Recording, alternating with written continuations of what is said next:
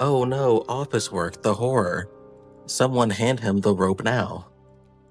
What would you do if your son was at home crying all alone on the bedroom floor because he's hungry? And the only way to feed him is to sit with a man for a little bit of money and his dad is gone. So we're some rocks now, in and out of lockdown. I ain't got a job now. So for you, it's just a good time, but for me, it's what I call life. Sorry, that's the saddest song I could think of to pair with this display of absolute human misery.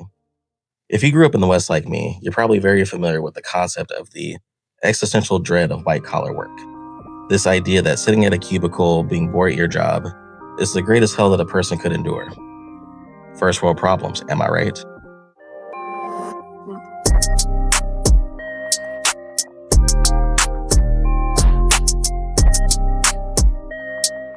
You see it in movies like Office Space, the opening of Stardew Valley, even this episode of King of the Hill. There are even entire industries centered around making products that counteract the trauma inflicted upon one's body from sitting down too much. Like I said, this stuff is everywhere. You see it all the time. We have been very conditioned to care about this concept as a society. But the more I think about it, the more I realize that I can't relate to this shit at all. And the more I really think about it, the more it feels super weird to have someone complain about something like this to another human being with a job. It's almost as if they're playing in our faces. I have never once worked a job where I was collecting a good paycheck, and the worst thing about the job is that it was boring. And I've never been so emboldened as to complain about being bored as an adult.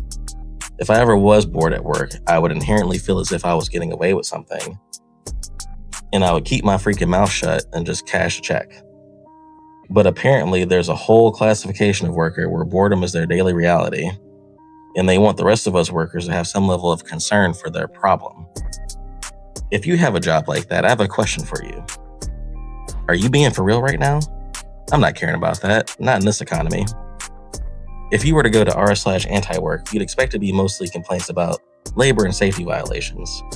But no, it's like 50% valid concerns and 50% tips and tricks on how to stay busy at your desk. And then the pandemic comes around and this class of workers starts to play in our faces even harder. To stop the spread, office workers were forced to work from home. And this was very hard for them because it made them even more bored because they were lonely. And then they started posting all over social media about how they were doing laundry on the clock, taking naps, not wearing pants, and all of this other nonsense. And then the greatest crime was inflicted upon them. They were forced to go back to work at their jobs like everybody else was the whole time. It was tragic.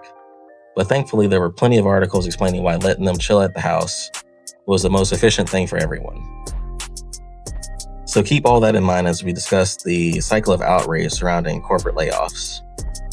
A major company like Microsoft will lay off thousands of employees in the name of cutting costs.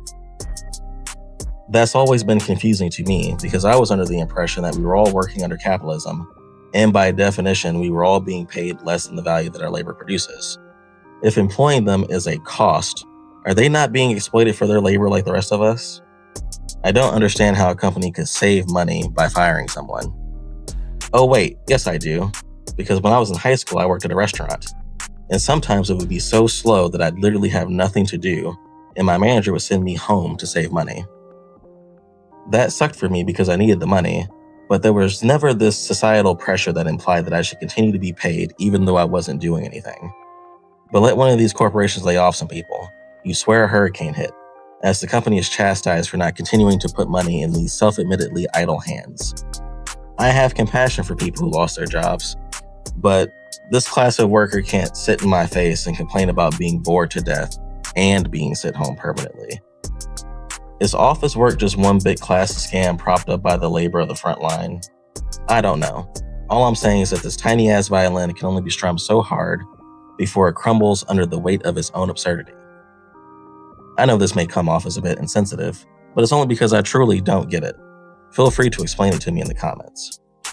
I personally don't believe in the concept of fulfillment through work. Seeing so many people crash out over that just makes me scratch my head. I think you need to have a fulfilling home life and strive to find a job that supports that. Well, that's all I have for today. Like and subscribe if you're watching this video at work. Thanks for watching.